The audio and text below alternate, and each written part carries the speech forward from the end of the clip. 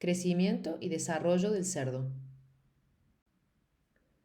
El crecimiento y el desarrollo son procesos que ocurren en todas las especies.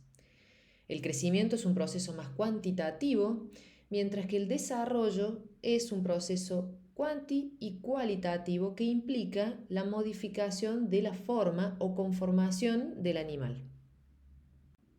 Este cambio de forma o conformación del animal se da siguiendo un orden o patrón fisiológico que en su conjunto denominaremos como ondas de crecimiento y que es lo que determina al final del proceso en el tamaño adulto del animal la forma que va a tener este animal. Este proceso se da según una prioridad nutritiva de los tejidos. Independientemente de la especie de la que estemos hablando, el crecimiento se comporta según una curva de tipo sigmoidea, como la que se observa en el esquema, donde está representado el aumento de peso vivo en función del tiempo. En el caso particular del cerdo, como está representado en el esquema, el nacimiento está puesto como un punto que no parte de cero en el esquema, ya que el cerdo nace con una determinada masa corporal o peso, que es el resultado del crecimiento y desarrollo que ha ocurrido hasta ese punto en el antro materno. A partir de ahí comienza un crecimiento acelerado con un punto de inflexión que se condice con la pubertad, a partir de la cual cambian las tasas de velocidad de los tejidos para estabilizarse finalmente en la parte final de la curva en lo que denominaremos como peso adulto. Esto es lo que denominamos crecimiento absoluto representado en la curva y que es ni más ni menos que el aumento de peso en relación al tiempo. Para poder medirlo sería relativamente fácil, ya que implica pesar a los animales considerando un lapso de tiempo conocido. Pero el animal está constituido por distintos tejidos que tienen un crecimiento diferencial entre sí dependiendo el momento que esté transitando el animal y la prioridad nutritiva de esos tejidos. Esto es lo que denominamos como crecimiento relativo, es decir, el crecimiento diferencial y proporcional que tienen los distintos tejidos entre sí y con respecto a la masa total o peso total del animal. La medición del crecimiento relativo no es tan simple como la del crecimiento absoluto, ya que para poder determinar el crecimiento de los distintos tejidos, que son magro, tejido óseo y tejido graso, deberíamos sacrificar animales, faenarlos en distintas etapas de su vida para poder pesar estos tejidos en forma independiente y poder relacionarlos entre sí y con la masa total del animal. Esto obviamente es más complejo y se realiza en algunos casos muy específicos donde se están realizando proyectos de investigación y demás, pero no lo puede hacer una granja comercial en forma continua. El crecimiento relativo responde a una ecuación exponencial que se denomina de Huxley y cuya función es la que aparece en pantalla. La ecuación alométrica de Huxley incluye dos variables, una variable y, que es el peso o tamaño de un órgano o tejido, y una variable x, que es el peso o tamaño del cuerpo total o masa corporal total.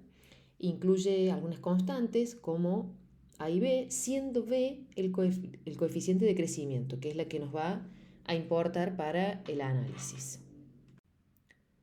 ¿Qué importancia tiene B? Bueno, es el coeficiente de crecimiento y básicamente es la proporción de Y que crece en función de X, ¿sí? O sea, está relacionando cuánto crecen los tejidos en forma individual o independiente en relación a la masa corporal del cuerpo.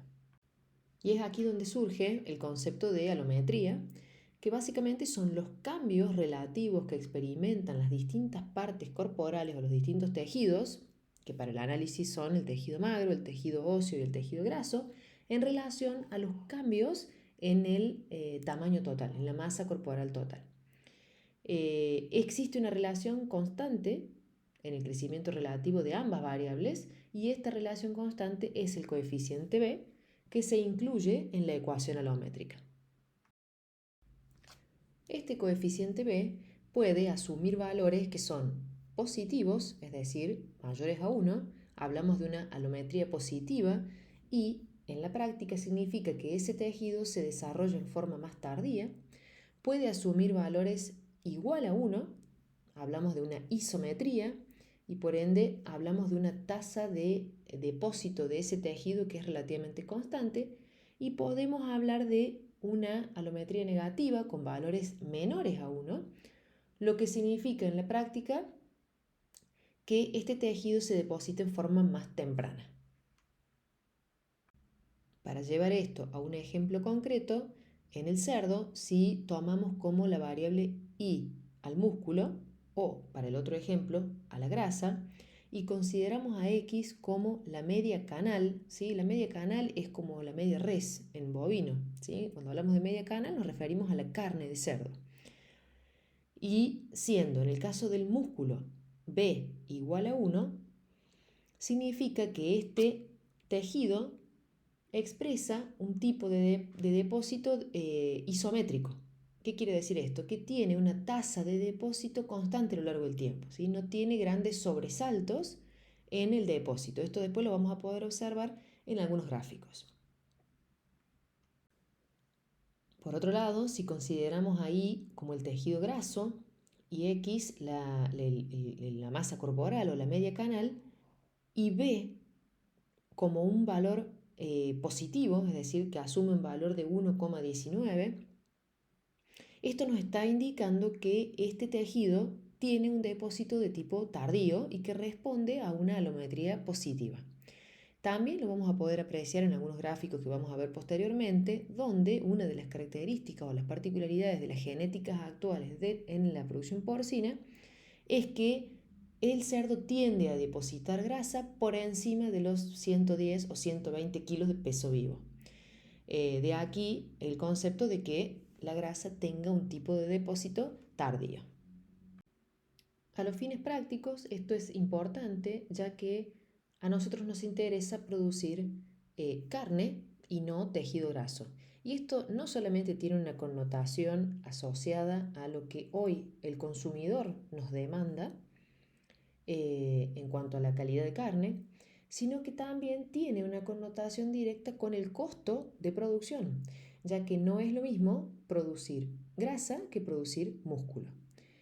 Para producir 1 kilo de grasa se necesita casi 3 veces lo que se necesita en energía para producir 1 kilo de músculo. Es decir, que animales que están depositando grasa porque está fallando algo en la cadena de producción, nos va a acarrear costos innecesarios y seguramente problemas en la calidad de la carne.